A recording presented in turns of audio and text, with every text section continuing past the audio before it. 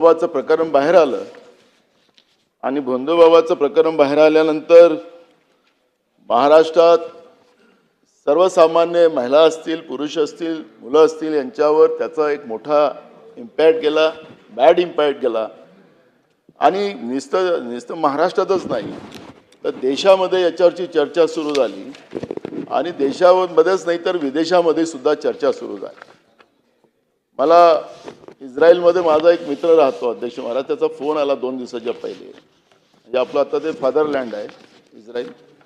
तर तिथून मला फोन आला, ते म्हणले की आमच्याकडे युद्ध चालू आहे पण चर्चा आता फक्त महाराष्ट्रातली या भोंदूबाबाची आहे.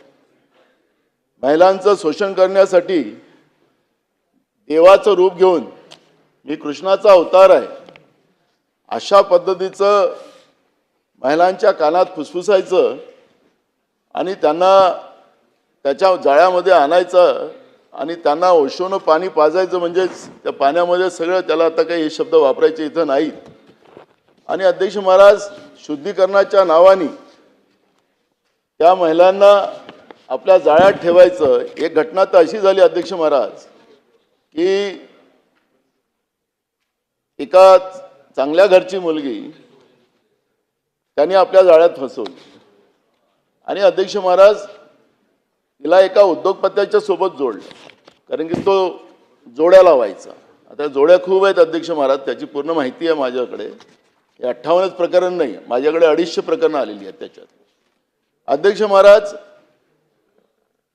त्यांनी त्या उद्योगपत्याशी जोडलं आणि त्या मुलीला सांगितलं की त्या उद्योगपत्याला तू सांग की तुझ्यामुळे मला गर्भधारणा झाली. त्या मुलीने सांगितलं त्या उद्योगपतीला. मग ते भोंदूबाबाकडे गेले उद्योगपती की हे काय नवीनच झालं. ते म्हणले की सेटल करायला लागेल. 20 कोटी रुपये त्या ठिकाणी त्यांनी घेतले आणि तिथून हा धंदा सुरू झाला व्यापाराचा. अध्यक्ष महाराज, अनेक पांढरपेशांना त्यांनी लुटलं. अनेक उद्योगपती असतील, राजकारणी लोक असतील त्याच्यामध्ये संमलित झाले. मगाशी त्या दिवशी आम्ही स्थगन आणला त्या दिवशी सुद्धा विरोधकाकडून आम्हाला पाणी दिलं अशा पद्धतीचा आमच्यावर आरोप होत होता. अध्यक्ष महाराज, पाणी जे काही उपसमितीने त्या काळामध्ये जे काही निर्णय घेतलेत आणि त्यामुळे पाणी त्या ठिकाणी दिलं गेलं. त्याच्यानंतर अध्यक्ष महाराज तिथं पाण्याची टाकी तयार झाली, नळ झालेत. हे काय आमच्या सरकारने केले नाहीत अध्यक्ष महाराज. 1.5 कोटी रुपये तुम्ही त्या देवस्थानाच्या विकासासाठी आपण दिले. हे काही विकासाच्या दृष्टिकोनातले काही जे प्रयत्न असतात, तुम्ही असो की आम्ही असो, हे करत असतो. पण अध्यक्ष महाराज, देशाचे गृहमंत्री असतील, राज्याचे मुख्यमंत्री असतील, अनेक मंत्री त्या ठिकाणी भेटीला गेलेत. 7 मार्चला तर हे खरात साहेब हे तर पुण्यामध्ये दिवसभर एका मंत्र्याच्या घरी होते अध्यक्ष महाराज. अध्यक्ष महाराज, 7 मार्च, कारण की गुन्हातानंतर झाला, पुण्यामध्ये एका मंत्र्याच्या घरी दिवसभर होते. अध्यक्ष महाराज, मी आपल्याला या निमित्तानं सांगतो की घटना समजा त्या महिलेने पुढे येऊन ही घटनेला त्या ठिकाणी आवाज उठवला नसता तर ब्लॅकमेलिंग हे मोठ्या प्रमाणात सुरू राहिली असते. अध्यक्ष महाराज, मी एक या निमित्तानं सांगतोय की या सरकारमध्ये जे काही आता टोळी युद्ध सुरू झालं ते आपण त्या दिवशी सभागृहामध्ये पाहिलं, समोर पाहिलं. त्याच्यामुळे आता हे मागं राहिलं नाही, हे टोळी युद्ध सुरू झालं. अध्यक्ष महाराज, मी या निमित्तानं एक गोष्ट सांगतो कि वक्त की बात है, तारीख मार्च 17 की कुछ खास है. दिल्ली और राज्य सरकार के मुखियाओं को दिल में कुछ राज है. सीएम वाले सपनों के सौदागर सिंधे जी मिले दिल्ली के आकाओं से. आ बड़ा खेला, यहां मेरा मित्र परेशान, उसे लगा आज मेरे लिए कत्ल की रात है. मेरे मित्र को लगा करो या मरो वाली बात हुई. 1 साल से दबाई हुई कैप्टन खरात की फाइल को इसी रात को निकाला गया. आणि मुख्यमंत्र्यांनी सांगितलं कि मीच हे प्रकरण काढलं आणि माध्यमाला बोलले, बोल के खुश हुए हो क्रेडिट कुमार आप टल गया दिल्ली का खेला क्योंकि आपका संकट मोचक भोंदू बाबा कैप्टन आपके साथ और आपके हाथ है। अजून सांगतो, हो क्रेडिट की कुमार आप टला गया दिल्ली का खेला, जो दिल्ली में खेला चल रहा था वो टला गया क्योंकि आपका संकट मोचक बंधु बाबा कैप्टन आपके साथ और आपके हाथ है, आपके हाथ है। मेरे मित्र, वक्त वक्त की बात है, कल एकनाथ शिंदे का था, आज तुम्हारा है, कल हमारा होगा। सरकार हो आप बलात्कारियों, उद्योगपतियों के, बिल्डरों के, एजेंट के साथ और हम माय बाप, किसान, महिला, मजदूर, युवा, युवतियों के साथ है। वक्त वक्त की बात है। अध्यक्ष महाराज, मी आपल्याला या निमित्तानं सांगतो की या ठिकाणी अभिजित भांडे पाटील जे SRA मध्ये त्या ठिकाणी आहेत, त्या ठिकाणी आपण पाहिले की नाशिक मध्ये सुद्धा 50 एकर जागा येणे करून अभिजित भांडे पाटील हे भोंदूबाबा, म्हणजे जमिनीचा तर मोठा रॅकेट झाला अध्यक्ष महाराज। आणि मगाशी आपण पाहिलं अध्यक्ष महाराज या ठिकाणी की जे काही संशयित आरोपी आहेत, दिनेश परब, राजेंद्र जासूत, यांनी काय केलं अध्यक्ष महाराज की खरातच्या मोबाईलवर काही कथित फोटो पाठवले। या फोटोमुळे खरातला प्रकाराची व्याप्ती लक्षात आली। आता यांचं धागेदोरे तर मोठे काही इन्स्पेक्टरकडे जाणार नाही, ते गेले IG कडे, IG ला हे सगळं प्रकरण सांगितलं आणि IG ला प्रकरण सांगितल्यानंतर त्या ठिकाणी 2 कोटीचा सौदा झाला आणि नंतर हे प्रकरण दाबायचा निर्णय झाला अध्यक्ष महाराज। पण निर्णय दाबायला गेलेत अध्यक्ष महाराज, पण त्याच कालावधी मुंबईच्या 6व्या माळ्यामधून आणि DG ऑफिसमधून हे सगळं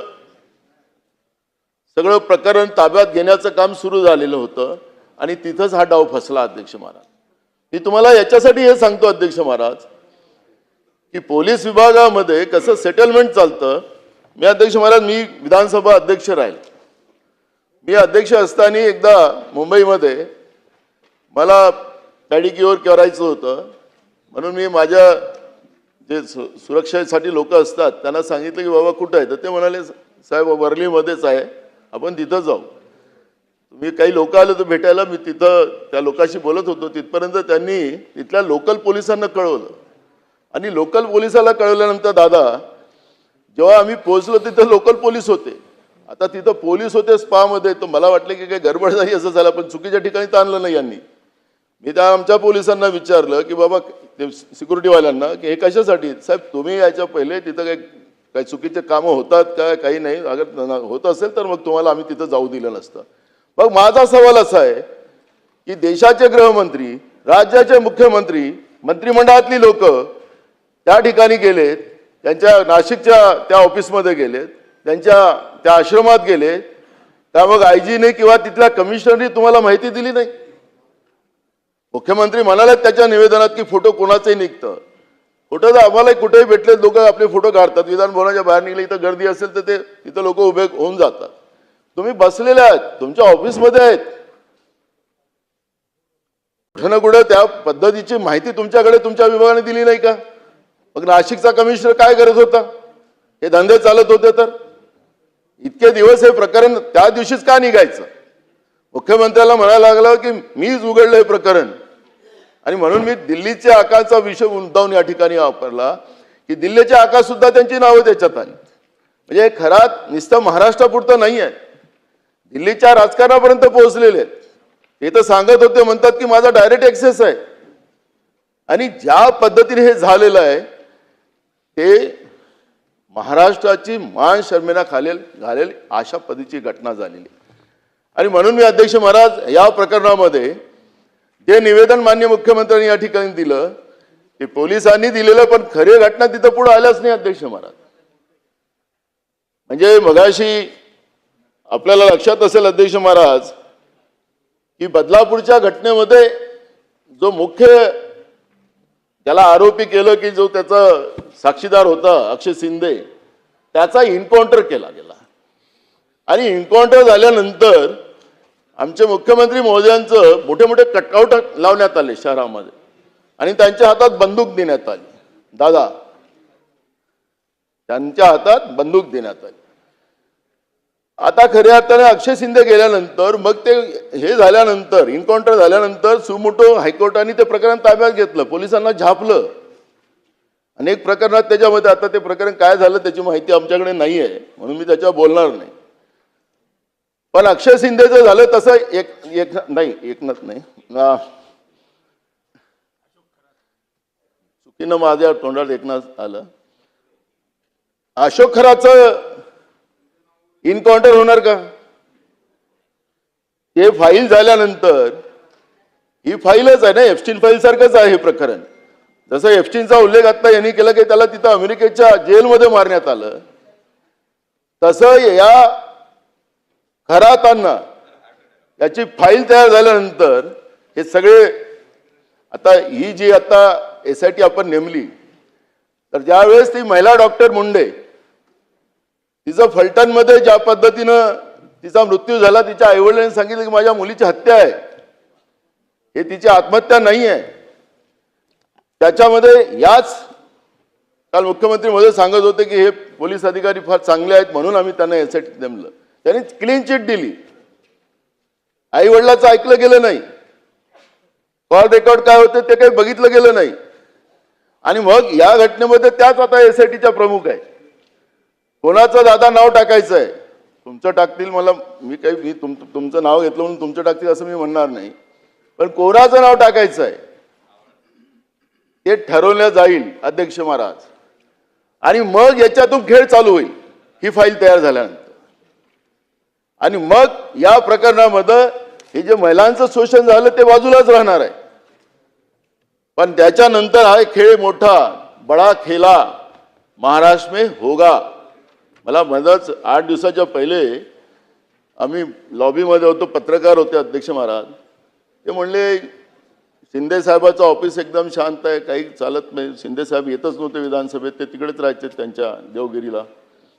आणि आपल्या ताई आता उपमुख्यमंत्री झाल्या, त्यांच्याकडे शांतताच आहे. मुख्यमंत्र्यांच्या कार्यालयात एकदम शांतता होती, तेही दिल्लीच्या वारीत जास्त होते. ते सगळेजण विचारत होते. तुम्ही त्यांना असं म्हणून टाकत की बडा खेला होने वाला आहे. आता हा खेला झाला, आता हे बडा खेला महाराष्ट्राच्या राजकारणामध्ये उभा झालेला आहे. आणि म्हणून हे एकटंच नाही, ह्या बंधुबाबाचं प्रकरण आपण पाहिलं अध्यक्ष महाराज. नांदेडमध्ये आता 2 दिवसाच्या पहिले हिरीगिरी महाराज ज्यांनी वाढदिवस साजरा करायसाठी त्या महिलेवर सातत्यानं बलात्कार, ती महिला गेली पोलीस स्टेशनला, रिपोर्ट दाखल केली. खऱ्या अर्थाने धर्माची बदनामी, हिंदू धर्माची बदनामी, सनातन धर्माची बदनामी या बंधुबाबाच्या माध्यमातून होत आहे.